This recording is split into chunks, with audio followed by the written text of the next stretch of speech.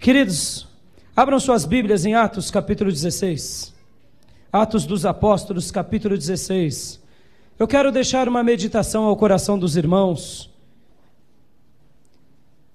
através dessa passagem aqui, Atos capítulo 16. Gostaria de pedir que a igreja se colocasse de pé, por gentileza, aqueles que puderem, é claro. E eu gostaria de ler do versículo 1 ao 5. E hoje eu quero falar com vocês sobre a vida de Timóteo e Paulo. Costumamos lembrar da vida do apóstolo Paulo, não é verdade? E depois os demais. Mas hoje eu quero fazer diferente. Eu quero poder enobrecer a vida desse homem tão dileto que foi Timóteo.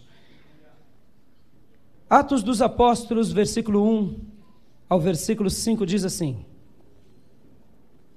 Chegou a Derbe e depois a Listra, onde vivia um discípulo chamado Timóteo.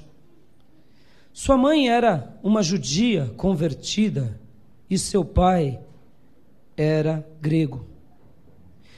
Os irmãos de Listra e de Icônio davam bom testemunho dele. Paulo, querendo levá-lo na viagem, circuncidou-o por causa dos judeus que viviam naquela região, pois todos sabiam que seu pai era grego. Nas cidades por onde passavam, transmitiam as decisões tomadas pelos apóstolos e presbíteros em Jerusalém, para que fossem obedecidas. Assim, as igrejas eram fortalecidas na fé e cresciam em número cada dia. Amém. Deus, mais uma vez, fala conosco em nome de Jesus. Amém. Pode se sentar, queridos. Você está feliz, meu irmão? Você está grato a Deus por esse dia? A festa no céu hoje aqui. A festa no céu. Não é o homem quem separa pastor. A festa no céu. Glórias ao nome do Senhor. Quando uma alma aceita Jesus, os anjos jubilam. Quando um homem, uma mulher, é separado para o ministério do Senhor, anjos jubilam. Fala assim para o irmão que está ao teu lado: olha, o Senhor está feliz. E nós estamos felizes. Glórias ao nome do Senhor. Irmão, eu sei e eu me sinto à vontade nesse lugar. Glorifique ao Senhor. Esse é o teu lugar. Esse é o teu lugar. E eu me sinto como em casa, porque conheço o Sadal. E conhecendo o Sadal, conheço a Simone. E conhecendo eles, eu conheço um pouco de vocês. Conheço um pouco do Antônio, da Andréia também. Voltando aqui ao texto. Quem foi Timóteo, queridos irmãos? Quem foi Timóteo? Timóteo foi um garoto em que provavelmente Paulo, na primeira viagem missionária, ganhou. Ele tinha 13 anos aproximadamente. Um menino. E depois, Paulo, quando ele foi fazer a sua segunda viagem missionária, ele passou ali por Derbe e Listra, cidades da Galácia, e viu ali um jovem exemplar. E todos falavam muito bem dele. Paulo, vendo aquele garoto, disse: vem, eu quero poder te levar a experiências mais profundas. Paulo sabia, uma das maiores aptidões de Paulo era ver em alguém uma pessoa de caráter, ver alguém, uma pessoa realmente valiosa. E ali ele viu nesse menino, agora talvez com 18 a 20 anos, não só um menino, mas um homem e um potencial tremendo. Falou: vem, eu quero que você me acompanhe. Mas ele, sabendo que esse garoto, Timóteo, ele era de mãe judia e pai grego, falou: vamos circuncidá-lo. Porque com certeza quando formos às sinagogas, os judeus irão questionar. Então Paulo circuncidou ele de uma forma estratégica, para que ele não fosse empecilho nas sinagogas. Notem, talvez ele não era um prosélito judeu, não. Ele não era um judeu assíduo, ele não tinha aquelas aptidões curriculares de um judeu. Ele tinha sua mãe e a sua avó, que eram muito exemplares, já eram judias, mas eram cristãs, Lloyd e Eunice. Então ele seguiu Paulo, e ali começou a história desse garoto. Paulo viu ele não com os olhos do preconceito, mas viu nele com os olhos da aprovação. Paulo sabia que ele era um garoto tímido, mas via o Espírito do Deus vivo que toca os corações através da vida desse garoto. Ele era um jovem, tímido, mas o Espírito Santo de Deus era aquecido naquele coração. E ali ele começou a seguir o apóstolo Paulo, junto com Silas. E agora ele começou então a fazer as suas viagens, e até o último dia da vida do grande apóstolo, Timóteo foi o maior companheiro de Paulo. Queridos, eu fiquei impressionado com a vida desse menino, com a vida desse jovem, com a vida desse Zé Ninguém, talvez, porque ele era tímido. Damos valor àqueles que salteiam na igreja, que dão glória alto, que falam com intrepidez. Damos valor à vida daqueles que se demonstram com mais aptidões entre nós. E muitas vezes, irmãos, caímos no engodo do diabo, porque não olhamos como Deus vê. Paulo, cheio do Espírito, olhava como Deus via, e ali separou aquele garoto. Hoje estamos diante de 4 candidatos, que talvez para vocês não tenham grandes expressões, mas Deus vê. O Espírito do Deus vivo é aquele que separa, é aquele que capacita, é aquele que levanta, e do tímido faz com que ele se torne um valente. Meu irmão, esses dias um amigo meu muito eloquente, uma ovelha minha que tem uma aptidão gigante, um advogado, ele disse assim: quais são os pré-requisitos para ser um pregador? Ele antes deve ter ou fazer um curso de oratória, né? Eu disse não. Ele tem que ter experiências, eu disse não. Irmãos, nós criamos tabus, nós criamos regras, nós criamos tantas coisas que muitas vezes nos impede de deixar Deus trabalhar como Ele quer. Aqui hoje vocês vão ver que Deus levanta um homem tímido, uma criança, um jovem, um Zé Ninguém, para através dele fazer algo tremendo. Hoje talvez para vocês, as esposas dos nossos queridos irmãos que estão aqui, não são muito valorizadas, como é a Simone e a Andréia, ou como o próprio Celso e o Antônio. São inexperientes talvez, mas espere e veja o que Deus vai fazer através da vida deles. Porque Deus não levanta e não escolhe capacitados, mas Ele capacita os seus escolhidos. É Deus quem dá a capacidade, é Deus quem enche a boca. Irmãos, eu também sou de uma natureza tímida. Eu nunca me imaginei falar para vocês, mas um dia eu me entreguei incondicionalmente nas mãos do Deus vivo. E hoje me sinto duplamente honrado de poder ser canal de bênção à minha igreja e àqueles que Deus põe, porque é o Espírito de Deus quem escreve a história e nos usa somente como uma ferramenta. E hoje vocês vão aprender aqui um pouco sobre a vida de Timóteo, um garoto, um mancebo, mas que se rendeu totalmente nas mãos de Deus. E Deus escreveu uma história que só na eternidade vamos descortinar. Mas nas entrelinhas da Bíblia, nas passagens obscuras muitas vezes que nós não notamos, a gente vai ver hoje aqui como ele foi importante, Timóteo. Só para vocês terem uma ideia, em todas as cartas paulinas, com exceção da carta aos Efésios e Gálatas, Timóteo foi citado. Em Atos, o seu nome era demasiadamente citado. Ele era um encarregado das missões importantíssimas de Paulo.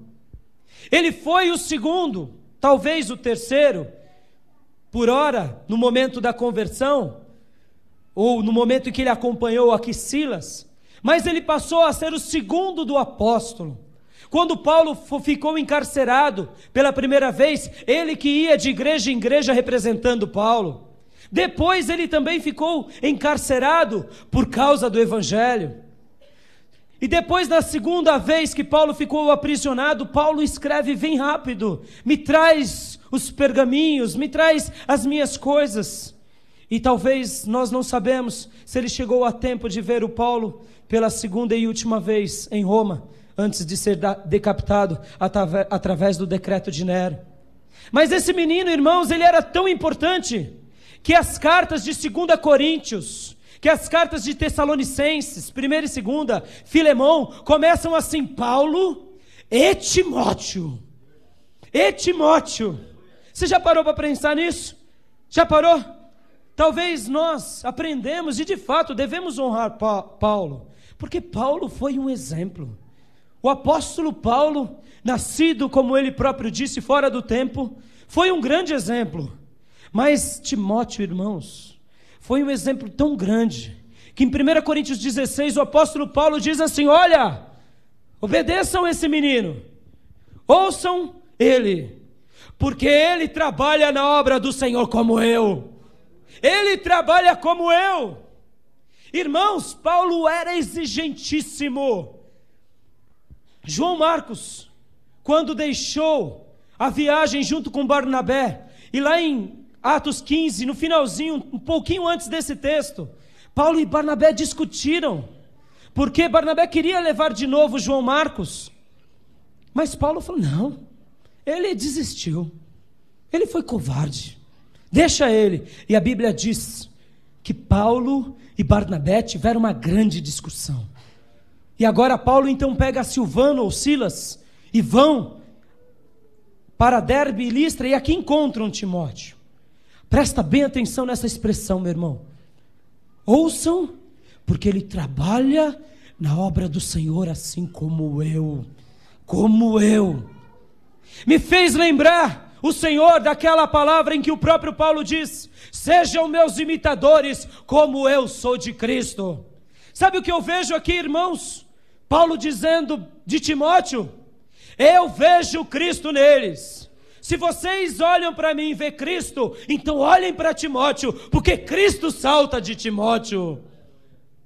Vocês acham que eu, Paulo, sou dedicado? Então olhem para Timóteo, porque ele é muito dedicado no Senhor.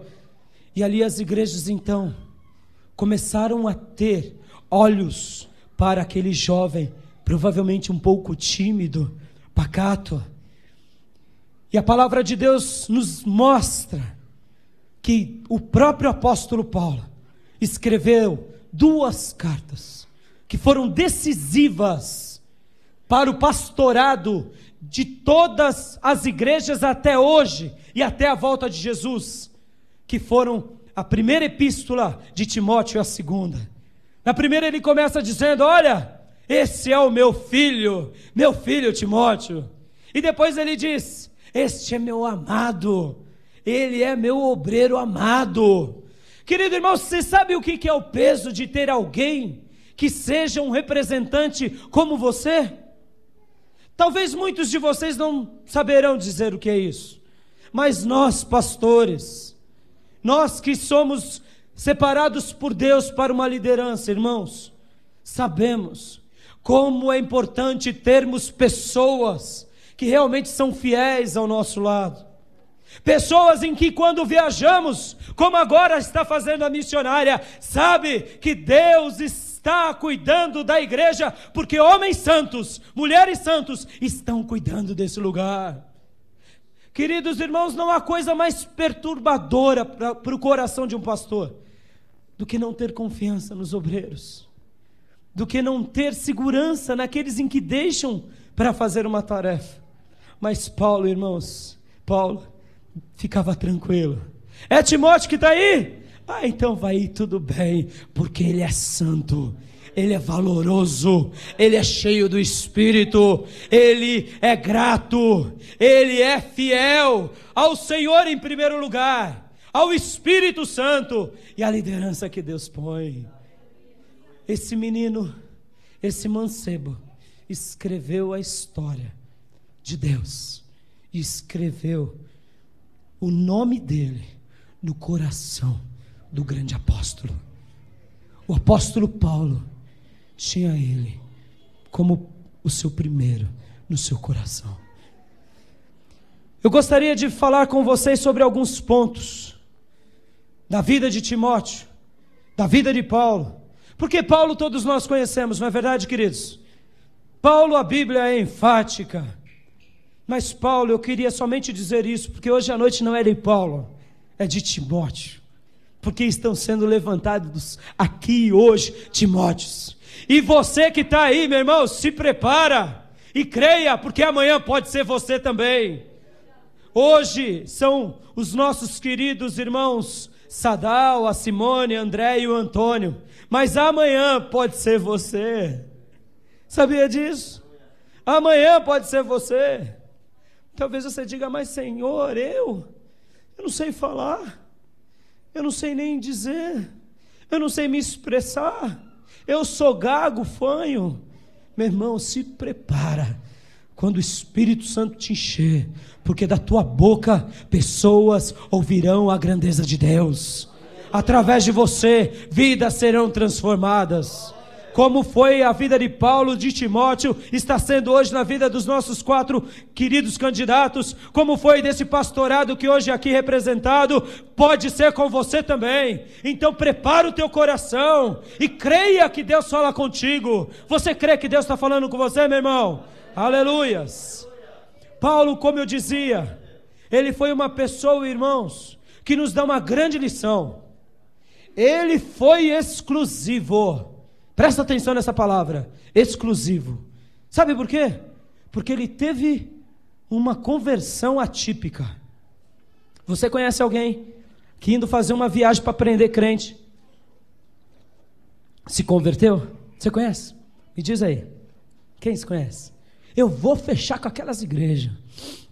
Vou acabar com aquela crentaiada. Vou destruir. Você já deve ter ouvido algum aí que joga pedra na igreja, não é? Talvez até entre nós aqui existam alguns assim. Mas irmãos, Paulo estava perseguindo a igreja. Paulo estava aqui destruindo crentes. Sabe aquela cena em que ele se coloca segurando as roupas dos judeus no apedrejamento de Estevão? Sabe por que ele não apedreja ali? Talvez você diz assim, não, Paulo aqui era bonzinho. Não! De todos ele era o pior. Porque o apedrejamento nos dias bíblicos só poderia ser feito na presença de um romano autenticando. Então Paulo ali, em tese, não estava apedrejando porque não queria, não. Ele estava dizendo, podem apedrejar, porque além de judeu sou romano, e eu respondo por vocês. Ele era o pior. Ele era o pior. A gente vê que Anás, Caifás prenderam Cristo. Nós vemos que os sacerdotes tentavam calar a boca de alguns, mas Paulo tentava fechar a igreja. Ele não era nada bom, mas um dia indo para Damasco, o Senhor apareceu para ele e escreveu uma linda história. E ali depois a palavra de Deus diz que ele ficou 3 anos no deserto da Arábia, sendo ministrado pelo Espírito. E depois, só depois, Barnabé foi separá-lo. Venha Paulo comigo. E lá em Antioquia da Síria começa a história do grande apóstolo. Mas presta atenção no que eu vou te dizer. Paulo, para ele ter sido o que foi, ele precisou ter sido Timóteo. Paulo o grande, a conversão extraordinária, a unção poderosa, o discipulado único, só recebeu o título de grande apóstolo, nascido entre os gentios, depois que ele deu a mão à palmatória a Barnabé. Paulo, irmãos, era tão cheio do Espírito, que mesmo tendo esse currículo de grandeza, foi submisso a Barnabé. Em Atos 13 diz que o Espírito Santo, separando Barnabé e Saulo, separaram e os enviaram. E ali Paulo e Barnabé, aliás, Barnabé e Paulo começam a viagem. Barnabé, homem cheio do Espírito, viu que esse jovem Paulo era tão cheio que deixou ele ir. E ele passou a ser então o primeiro dos apóstolos entre os gentios. Mas sabe por que eu estou falando isso? Porque mesmo Paulo, o grande apóstolo, o codificador das cartas, das doutrinas, a ferramenta mais importante do Novo Testamento, exceto Cristo, é claro, não precisamos comentar, mas de todos foi aquele que definiu o que é igreja, definiu o que é comunhão, definiu o que é ceia.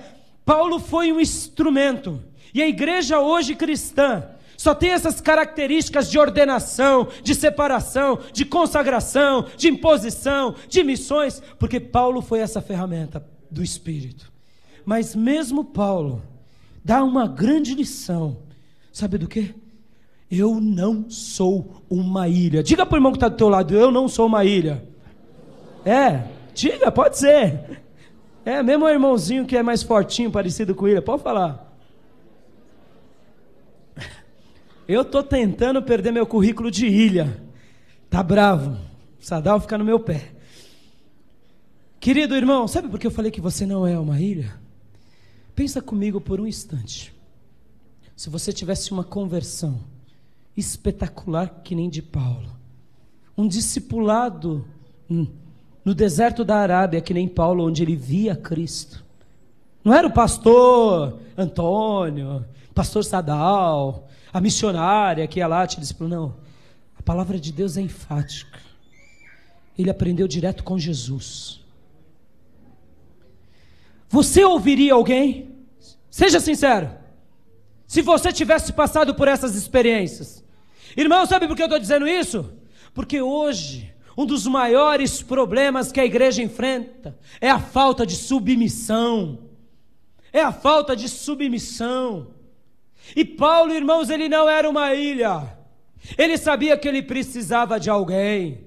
E Paulo dá o maior exemplo, dizendo: eu preciso de discípulos, eu preciso de auxiliares, eu preciso de homens e mulheres, para que juntos venhamos de tirar a presa do valente, venhamos de alargar as estacas do reino.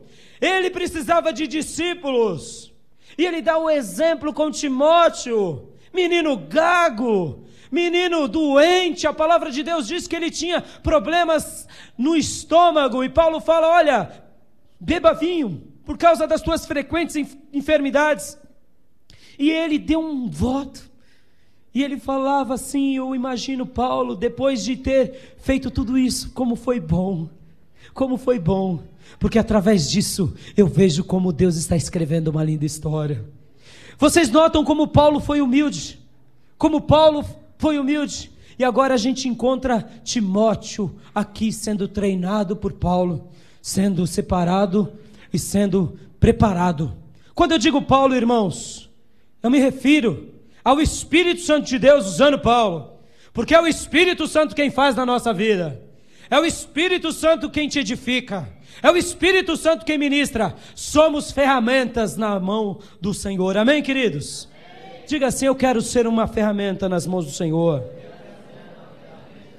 Mas sabe, se você quer ser uma ferramenta como foi Paulo, como foi Timóteo, e hoje eu quero que você prenda a sua atenção na vida de Timóteo. Sabe o que significa o nome Timóteo? Honrado por Deus. Se você quer ser uma ferramenta honrada por Deus, você tem que, em primeiro lugar, começar a fazer escolha. Uma escolha correta, uma escolha certa. Esse menino ouviu falar do Nazareno, que podia dar salvação para sua alma, e se entregou incondicionalmente a Ele. A você que hoje veio aqui, que ainda não fez essa decisão, Jesus te chama pelo teu nome. A você que já fez essa escolha, já entregou a sua vida a Jesus, já passou pelas águas. Jesus hoje quer te escolher para você ser uma labareda de Deus, ser um ministro cheio do Espírito, ser alguém que escreva uma história linda no coração de Deus e no meio do seu povo. Timóteo fez uma escolha por Cristo, fez uma escolha pela obra de Cristo, fez uma escolha de renunciar tudo e seguir as dicas do apóstolo Paulo. Hoje estamos separando a vida aqui do Sadal, da Simone, do Antônio e da Andréa, porque eles fizeram uma escolha. Eles fizeram uma escolha e hoje eles estão nascendo para o ministério pastoral. Eles estão nascendo, é o primeiro dia deles. Mas eu gostaria de dizer a eles e a vocês: vocês sabiam que para muitos esse dia não é nascimento, é sepultamento? Sabiam disso? Sabe por quê? Enquanto se preparam para a obra do Senhor, enquanto se preparam para receber a confirmação dos servos do Senhor na imposição das mãos, eles se põem com humildade, como pessoas ensináveis, como pessoas quebrantadas. Aí de repente recebem a consagração, recebem a imposição, e de nascimento ministerial vira sepultamento, porque eles começam a ficar em si mesmados. Eu sou a voz de Deus agora aqui, eu faço o que eu quero. Fiquem quietos vocês. Queridos irmãos, hoje é nascimento, você crê nisso? Não é sepultamento, é nascimento, amém? Aos candidatos, é nascimento. E para isso, ouçam essa ministração de Timóteo, porque Timóteo, tendo nascido, conservou-se com humildade. Sabe por que muitos morrem e se sepultam quando recebem uma consagração? Porque eles dão ouvido ao egoísmo, eles dão ouvido à vaidade. Quantas pessoas, irmãos, vocês veem que caíram, as igrejas acabaram. Meu irmão, a igreja é de Cristo, esse trabalho é do Senhor. Devemos honrar os servos de Deus, devemos honrar o líder que Deus pôs, mas somos dependentes do Senhor. Eu costumo dizer de mim mesmo: eu sou uma ovelha que um dia, no meio daquele grande rebanho, recebi a face de homem. Quem é o nosso supremo pastor, queridos? Quem é? Jesus. Nós, pastores, precisamos ser pastoreados. Nós somos ovelhas. Mas no coração de Deus, é como se um dia no meio dessas ovelhas, uns se levantassem com rostos de homens. Quando Deus nos vê do céu, vê todos nós como ovelhas. Mas quando nós nos olhamos na horizontal, alguns recebem, por um chamado, por um destino divino, o rosto de homem, para conduzir o rebanho temporariamente até a vinda de Cristo. Eu gostaria de apresentar para vocês aqui uma pessoa que com certeza todos vocês conhecem, que nos faz aprender grandes lições. Você deve conhecê-lo, talvez só não conhece o nome dele. Você sabia que por causa dos nossos egoísmos, das nossas vaidades, muitas vezes nós vamos sofrer? Concorda comigo ou não? Sofremos porque Deus quer, irmãos. Deus não tem esse projeto para a nossa vida, mas nós sofremos muitas vezes por causa das nossas maluquices, das nossas teimosias. E quando pastores não somos diferentes. E eu um dia conheci uma pessoa que nos dá duras lições na vida, mas nos ensina muito bem. Sabe quem ele é? O professor Erro. Você já conhecia ele? Professor Erro? Quando você, irmão, sabe que não pode pecar e peca, qual é o fruto que você colhe disso? De morte, de dor, de pesar. Quantas pessoas na vida batem com a cara na parede? Por quê? Porque não dão ouvido ao Senhor e se deparam com um professor erro. Não é verdade, queridos? Esse pedagogo cruel foi deixado por Deus na nossa vida para que nós venhamos de aprender com os erros. Talvez você só não sabia o nome dele, mas eu o conheci, sabe como, irmãos? Errando,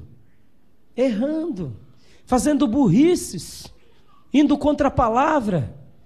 E quando nós caímos diante dele, esse pedagogo cruel, ele é obstinado, ele bate.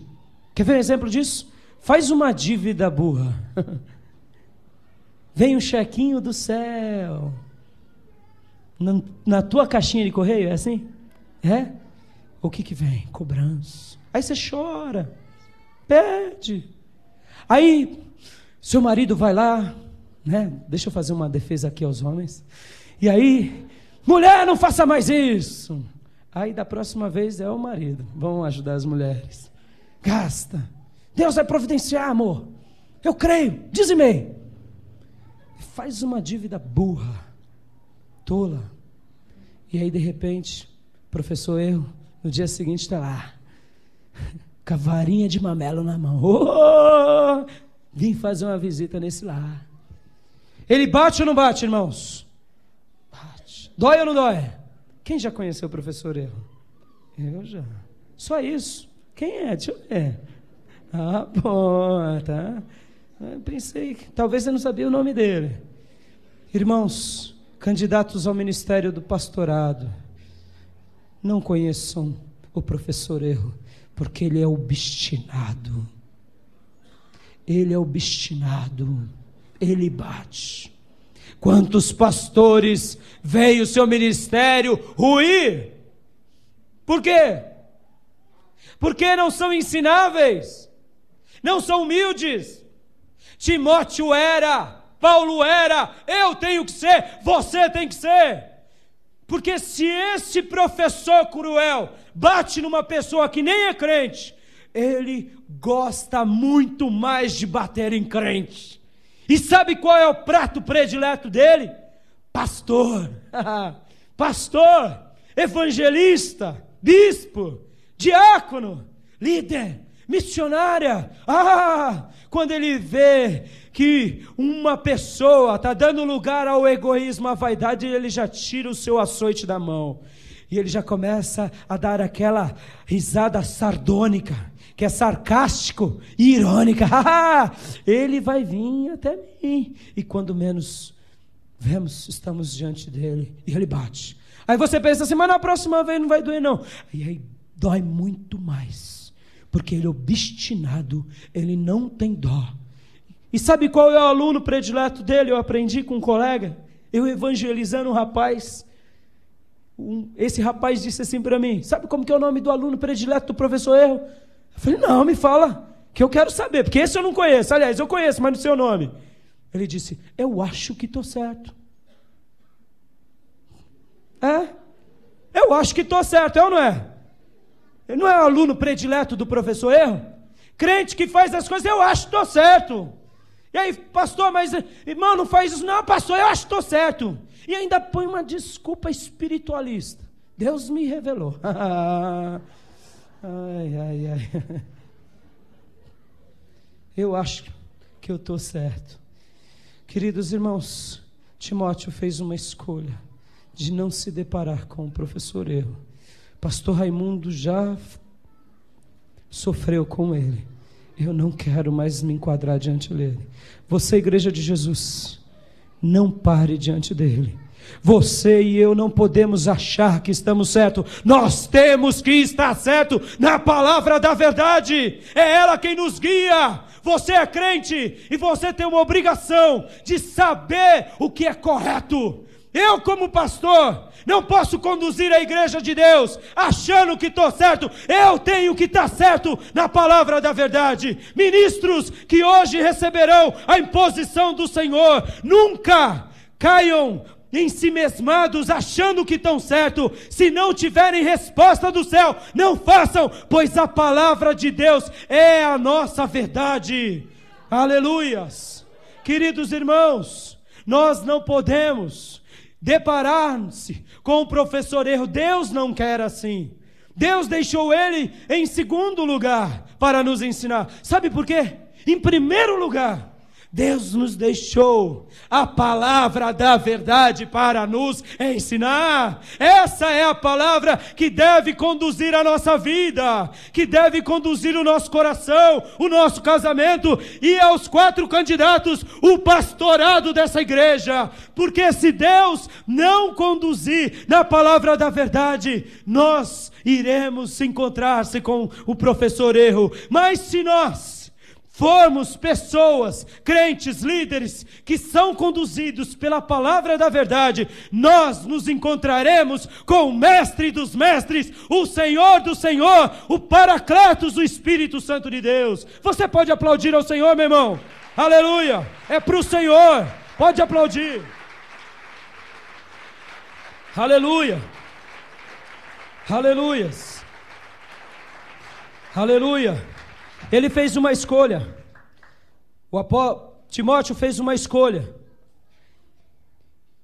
Aos 4 candidatos eu quero dizer: vocês têm que fazer muitas escolhas. Busquem na palavra de Deus sempre essas escolhas. Mas eu queria deixar aqui um simples dizer sobre esse primeiro ponto. Existem pastores que são admirados demais no púlpito. Demais. As pessoas olham, as pessoas vibram, mas quando muitos vão conviver com esses pastores, eles de admiráveis passam a ser detestáveis. E essa é uma das maiores tragédias de um ministro. Aprendam a ser admiráveis no dia a dia e deixe o púlpito para que o Senhor conduza. Porque vale mais a pena um púlpito muitas vezes não cheio de expressão, mas uma vida que marca os corações. E muitos hoje estão preocupados com isso. Eu vou resumir os outros pontos, senão a gente vai sair daqui umas 2 da manhã. Timóteo, ele sabia quem ele era, em segundo lugar. Ele sabia quem ele era. Obrigado, querido. Sabe por que eu digo isso, querido? Você sabe quem você é? Você sabe quem você é? Você sabe o porquê Deus te chamou? O porquê você existe? Você tem certeza disso? Teve momentos da vida de Timóteo que ele quis ser que nem Paulo. Sabia disso? O próprio Paulo, escrevendo na minha primeira carta em 4,16, diz assim: olha, conserva você do jeito que você é. Conhece o teu coração. Não seja como eu, não. Você está perdendo tempo. Sabe por que eu faço essa pergunta, irmãos? Somos fruto de uma sociedade que olha para o outro, que olha para o brilhante, que olha para aquele que é grande. E de repente a gente se acha um Zé Ninguém, um irmão fanhoso. E aí começa a ter aquele senso comparativo medíocre da mídia da igreja, em que cria estereótipo. Tem tanta gente santa nos bancos que os púlpitos se invejam. Sabia disso? Eu louvo a Deus pela vida do meu rebanho, porque o meu rebanho muitas vezes me anima, e não somente do meu, mas quando eu conheço crente de verdade, eu falo: Deus, louvado seja o teu nome, pois tem homens e mulheres santas que estão no banco e que nunca vão ser conhecidos, e a tua igreja vai prevalecer, porque esses homens, essas mulheres farão a diferença naquela igreja. Queridos, nós começamos a ter um senso de comparação. Irmãos, se espelhar em alguém é legítimo, é bom, deve existir. Mas, irmão, se você não descobrir qual é a razão da sua existência, pare, cesse, sente e comece a jejuar e orar e falar: Deus, o que tu tens para a minha vida. Meu irmão, Timóteo aqui teve horas que quis ser como Paulo, e eu imagino, sabe o quê? Que a igreja chegava assim para ele e falava: rapaz, prega melhor, seu jeitinho aí, pega o microfone assim, falando para dentro, irmãos. Não tinha microfone, imagina que sufoco que ele passava, não é? Meio tímido. Muitos outros chegavam assim: por que você não é que nem um apóstolo, rapaz? Vai, jejua mais. Você repreende que nem ele, não? Por que você não escreve uma carta que nem ele? E ele então teve momentos da vida dele que ele quis ser como Paulo. Como eu disse, é legítimo se espelhar em alguém, mas é ilegítimo e condenável eu querer ser igual ao outro. Sabe por quê? Porque Deus te fez ser um ser único, exclusivo, especial, e Ele te ama como você é. Ele te ama. Mas pastor, eu não prego, Ele te ama. Mas pastor, eu não sei nem cantar direito, mas Ele te ama. Mas pastor, eu sou todo entrevado, Ele te ama. Ele te ama. E antes mesmo de você se converter, Ele te amava, porque Ele morreu para te salvar. E Ele quer que você seja somente Ele. Paulo quis ser somente Paulo. Ele não quis ser Barnabé. Timóteo quis ser somente Timóteo. Ele descobriu a identidade dele. Sabe por que eu estou falando isso, irmãos? Somos fruto de uma sociedade que não valoriza o que somos, valoriza o que temos. Valoriza o que temos, e a igreja é assim. Vamos dar a mão à palmatória. Se o irmão não fala em língua alto, se o idioma dele não é tão angelical, se ele não sabe profetizar, não é nada. E muitas vezes para Deus ele é um Timóteo aí rejeitado, ele é um Timóteo aí desprezado. Me faz lembrar de Josué Erion dizendo que ele chegava para os pastores da igreja dele e falava: pastores, eu quero viajar esse mundo pregando o evangelho. E as pessoas ali falavam: mas para, rapaz, com isso, o negócio é muito difícil. Pastores, eu quero, e não davam o mínimo para ele. Meu irmão, muitos costumam dizer: puxa, você é inteligente, você não sei o quê. Para mim, eu falei: irmão, se você soubesse, se eu me imaginasse, se Deus me mostrasse, no início da minha conversão, que ia ser pastor, ele ia ter muito trabalho. Sabe por quê? De que eu fosse um crente fiel. Só de me imaginar na frente de vocês aqui, eu já ia sair correndo, um tiro bravo, de vergonha.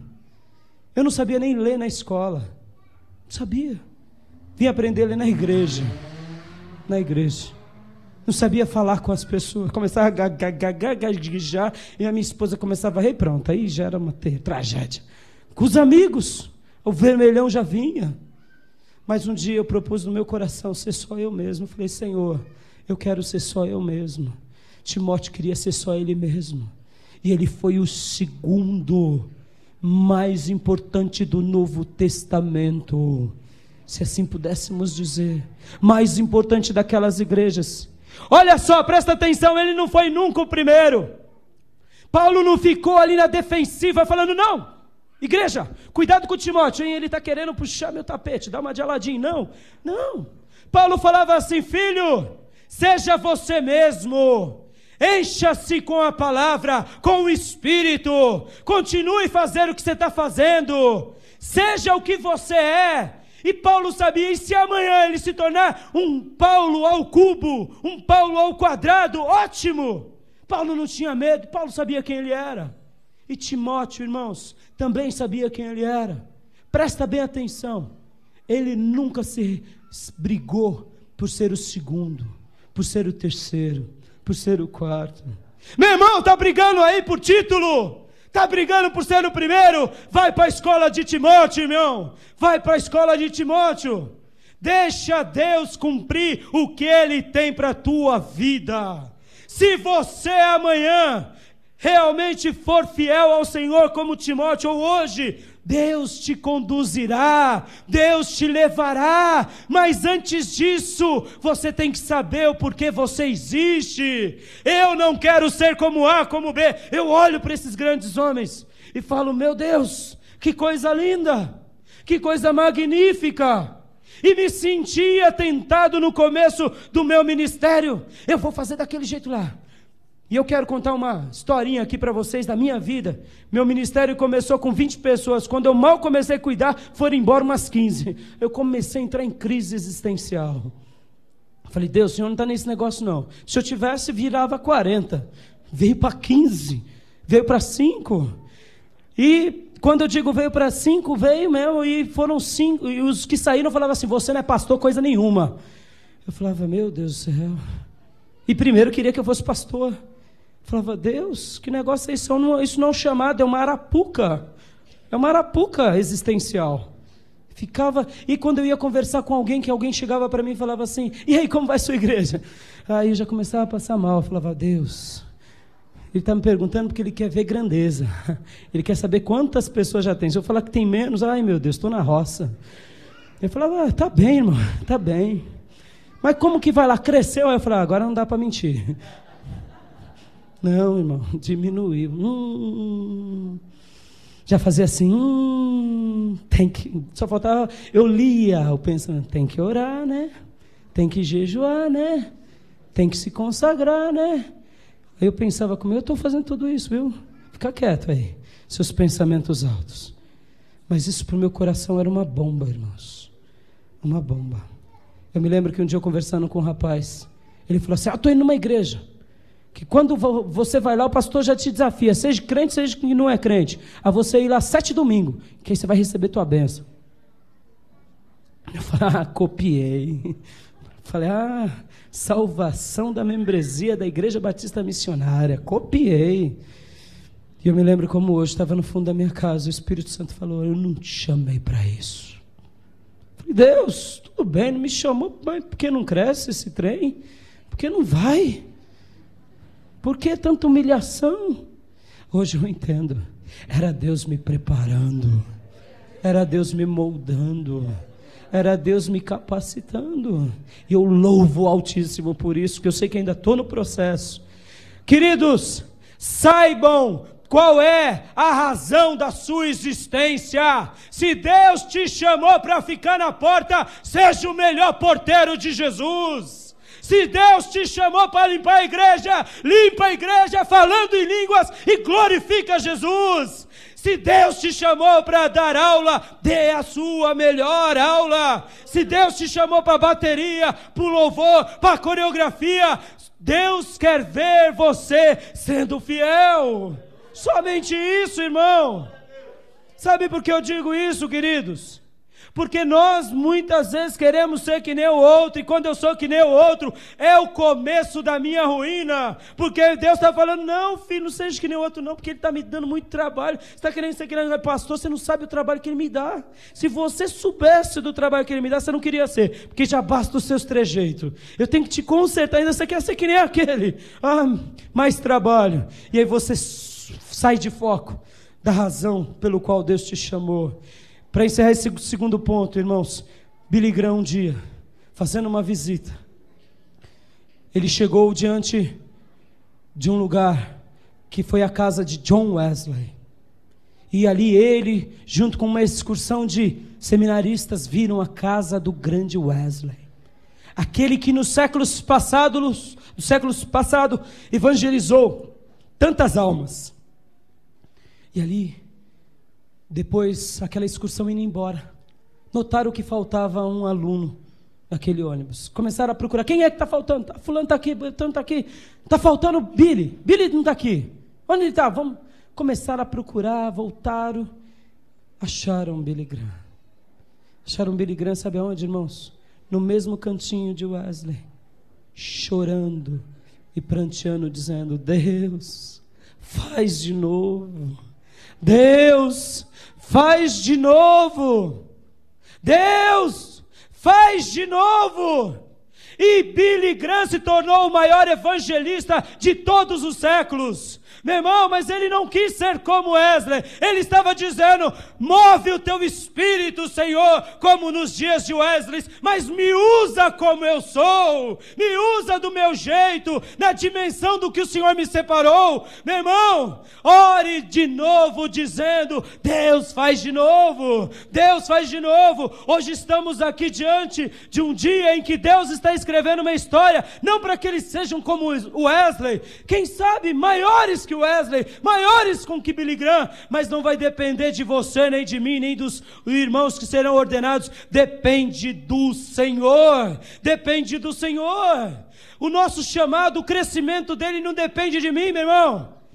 Você pode orar como Billy Graham ora, você pode orar como Marcos Feliciano ora, você pode orar como Ana Paula Valadão ora, mas o seu chamado depende do Senhor. A copa da sua árvore, Deus que traçou, o Espírito Santo que te deu, não depende de você. Mas pastor, então se eu orar do mesmo tanto que ele ora, o que eu serei igual? Você será tanto santo quanto. Você terá uma vida em santidade no mesmo patamar. Quando Deus te ver e ver Ana Paula Valadão, Billy Graham, Marcos Feliciano e tantos outros aí, vai falar: olha, meus filhos estão aprovados, estão no meu consenso. Mas a copa da árvore, do tamanho que você vai ser, depende de Deus e não de você, depende do Senhor. Você que me ouve hoje aqui, que o Espírito Santo ministra ao teu coração, se prepara, porque Deus vai te usar para escrever uma história. Os ministros que hoje receberão imposição de mão, se prepara, descubram quem vocês é e deixem Deus escrever a história que Ele tem para a vida de vocês. Não retenha, Deus simplesmente quer que vocês descubram o que Ele tem para cada um. Aleluias. Quero resumir. Paulo recomendava Timóteo. Paulo recomendava ele. Timóteo era ensinável. Prestem bem atenção nessa frase de um sábio judeu, Talmud. Ele disse assim: eu aprendi com os meus mestres, eu aprendi na vida, mas eu aprendi muito mais com os meus alunos. Candidatos ao pastorado, pastores presentes, Igreja de Jesus, sejam ensináveis. Ser ensinável é saber que não sabe tudo, é dizer: Deus me ensina mais um pouco, Deus me ensina mais um pouco, Deus me ensina mais um pouco, porque eu não sei de nada. Os grandes sábios do passado diziam assim como Sócrates: eu sei que não sei. Ele dizia isso, tornou um dos maiores sábios. Tem crente aí que decora alguns versículos e já sai falando versículos, se achando bam da igreja. E quando Deus usa ainda por uma cura, meu Deus do céu, os anjos têm um trabalho no céu, porque aquele irmão fica cheio de vaidade, e os anjos falam: vamos ter que trabalhar por ele, por nós, pela igreja, porque vai dar trabalho esse irmão. Meu Deus, quantas pessoas não são ensináveis, não sabem ouvir, pastores obtusos, duros. E sabe, irmão, quem não é ensinável, vai aprender com quem? Com que professor? Porque ele está sendo... acho que estou certo. Uma das maiores características de Timóteo, ele era leal. Leal. Ele era leal a Deus, ao seu coração. Ele era leal aos seus líderes. Ele era leal ao seu chamado. Ele nunca quis tomar o lugar de Paulo quando ele estava aprisionado. Ele nunca quis. Ele poderia dizer: gente, já era, Paulo, ó, já foi, agora sou eu, cheguei, deixa que eu tomo conta do pedaço. Paulo está lá, gente, fraquinho, coitadinho, tuberculoso talvez, preso, agora sou eu. Fez isso? Não. A maior necessidade em nossos dias, na igreja de Jesus, é a lealdade. Eu vejo e me quebra o coração, ovelhas que não são leais ao seu pastor, pastores que não são leais à sua igreja, que não são leais ao seu coração, que não são leais à sua família, que não são leais consigo próprio, ao invés de aceitarem as correções, não admitem. Pessoas que deixam com que o autoritarismo tome lugar da autoridade, com que a doença entre no lugar da saúde. Isso tudo é fruto de falta de lealdade. Meu irmão, Timóteo era leal a Paulo. Ele não queria saber, ele era leal, ele foi leal. E dizem os historiadores que depois de Paulo, ele foi pastorear a igreja de Éfeso. E a igreja de Éfeso foi a maior edificação do apóstolo Paulo. Os quindins do ministério de Paulo era Éfeso. E ele deu, sabe para quem? Para quem era leal. Querido irmão, seja leal ao seu pastor. Sejam leais aos seus pastores. Se vocês querem receber a autoridade de Deus, presta atenção. Não existe autoridade vindo do nada. A autoridade vem da submissão e da lealdade. Quando eu sou submisso, Deus me dá autoridade. Mas se eu não sou submisso, Deus não me dá autoridade. E se eu quero ter uma vida na igreja, no ministério com saúde, sem fim, eu tenho que ter submissão ao meu pastorado. E o pastorado tem que ser submisso à igreja, porque a igreja também é inteligente, a igreja tem expressão. E a palavra de Deus diz que esse Timóteo era muito leal, muito leal. Para encerrar, ele era extremamente maduro. E a maturidade alcançamos, irmãos, somente depois que nos comprometemos. Não existe pessoa madura que não se compromete. Tem homens que casam e não se tornam maduros, continuam sendo crianças. Por quê, pastor? Porque não tem um compromisso de ser o mantenedor da casa. Crentes, olhem para mim. Vocês, varões, homens, foram chamados por Deus para ser sacerdote do seu lar. Deus nessa noite quer que vocês sejam comprometidos com o lar, comprometidos como exemplo. E o pastorado que hoje está sendo separado, estão recebendo do Senhor graça, estão recebendo autoridade, estão recebendo unção, porque estão sendo pessoas que estão se comprometendo. E quando eu me comprometo, quando eu realmente me disponho, eu demonstro que eu estou tendo coragem. Os 4 candidatos que hoje estão aceitando esse chamado divino, eu sei que se vocês, qualquer um de vocês, perguntassem, vocês se sentem hábeis? Vocês se sentem capacitados? Eles diriam não. Mas então por que vocês estão assumindo tal compromisso? Talvez nem mesmo eles saibam dizer. Alguns dizem assim, por fidelidade, pastor. Eu diria, sabe o que eles estão demonstrando hoje para vocês? Coragem.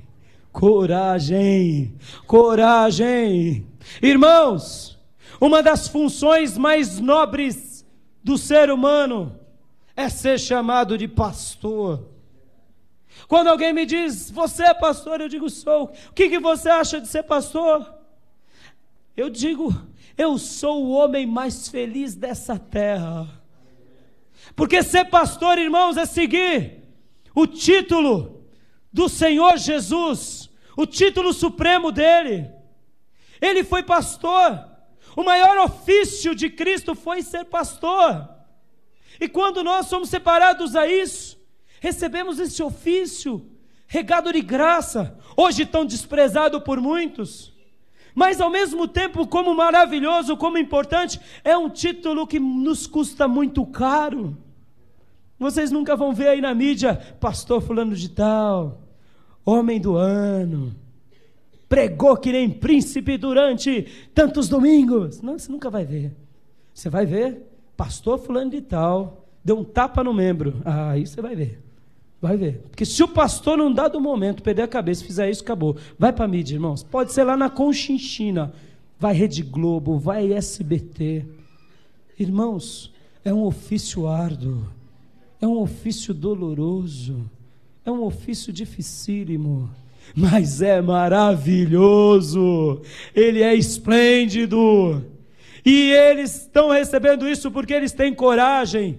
Presta atenção no que eu vou dizer. O apóstolo Paulo, quando ele estava na cidade de Corinto, ele teve uma visão. E o Senhor disse a ele: anima-te, porque eu tenho muitas vidas ainda para você. Mais para frente, 2 ocasiões da vida de Paulo, o Senhor diz para ele, quando ele está navegando e também quando ele está aprisionado: fortifica, te anima, tenha coragem, porque não chegou ainda o seu momento.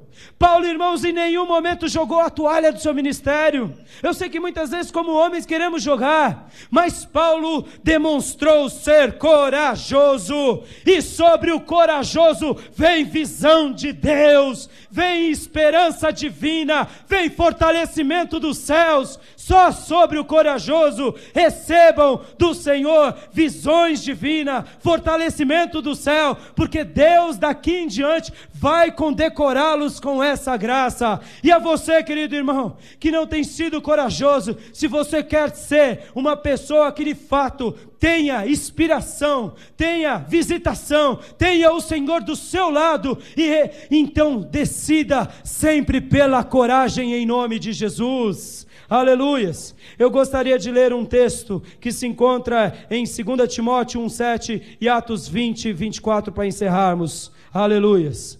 2 Timóteo, capítulo 2, versículo de número 2 Timóteo capítulo 1, aliás, versículo 7, diz assim: pois Deus não nos deu espírito de covardia, mas de poder, de amor e de equilíbrio. Aleluias. Em Atos capítulo 20, versículo 24, diz assim: aleluias. Todavia, não me importo, nem considero a minha vida de valor algum para mim mesmo, se tão somente puder terminar a corrida e completar o ministério que o Senhor Jesus me confiou, de testemunhar do Evangelho da graça de Deus. Aleluia. Gostaria de pedir que os 4 candidatos se colocassem de pé agora, que eu tenho algumas coisas a dizer para vocês. Aleluia. A partir de hoje, vocês são diferentes. Vão receber rostos de homens. Quando Deus os vir do céu, sempre serão ovelhas, mas diante de todos, na igreja e fora, serão diferentes. Mas ao mesmo tempo, serão vocês mesmos, fracos, dependentes, muitas vezes cheios de conflitos, e Deus vai deixar isso até o final da vida de vocês. Sabe por quê? Para que vocês nunca se envaideçam, se achando melhores do que ninguém. Queria dar alguns conselhos a vocês. Sejam transparentes. Nunca pratiquem a ociosidade. Sejam sensíveis à voz do Espírito Santo de Deus. Nunca desistam. Nunca. Pastor Sadal, você tem sido um amigo para mim durante anos. E nos momentos mais difíceis que passei com meu amigo Marcos, que hoje está aqui, você foi um grande amigo. Irmã Simone, irmão Antônio e sua esposa, irmã Andréia, nunca desistam. Não joguem a toalha. Eu tenho uma frase no meu coração, que é: eu não solto o osso. Eu não solto. Pode vir pitbull, não vai arrancar da minha mão. Pode vir capeta bull, pode ser o que for. Eu não solto o osso. Aleluia. Sejam que nem pé de pobre com relação ao dinheiro. Sabe por quê? Sabe o que é pé de pobre? Pé de pobre, sabe por quê? Pé de pobre, quando você vai dar um chinelo, um sapato, você fala assim, quer? Dá. Mas que número você calça? Pode dar. Pode dar, porque pé de pobre não tem número. Não? Tem ou não tem? Eu aprendi isso com o irmão. Falei, irmão, tem um chinelo, um sapato para ti. Pode dar, pastor. Mas que número você calça, irmão? Me fala. Pode dar. Porque se ficar apertado, usa. Se ficar folgado, usa. Que nem palhaço. Sabe por que eu estou dizendo isso? Sejam que nem pé de pobre com dinheiro, com as vidas.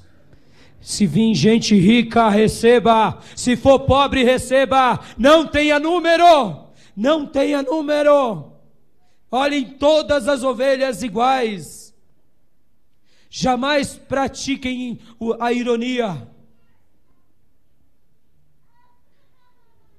Tenham nas suas mãos o cheiro da lã, do leite da ovelha, e o cheiro da ovelha na roupa de vocês. A partir de hoje, Deus que entrega o cajado nas mãos de vocês. Ele foi supremo pastor, de chorar com quem chora, e de sorrir com quem sorri. Valorizem a igreja de Deus. E por último, amém.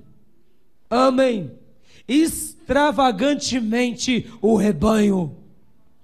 A começar do primeiro rebanho, suas esposas e filhos, e a igreja do Deus vivo. Amém. Não desejam que os corações de vocês sejam escritos no mármore, no bronze, mas escrevam os corações de vocês nos corações do rebanho. Essa é a maior riqueza de um pastor. Ter os seus nomes escritos no coração do seu rebanho, e não em papéis, e não em mármores, e jamais em bronze. Igreja de Jesus, coloquem de pé, por gentileza. Olhos de vocês nos meus olhos.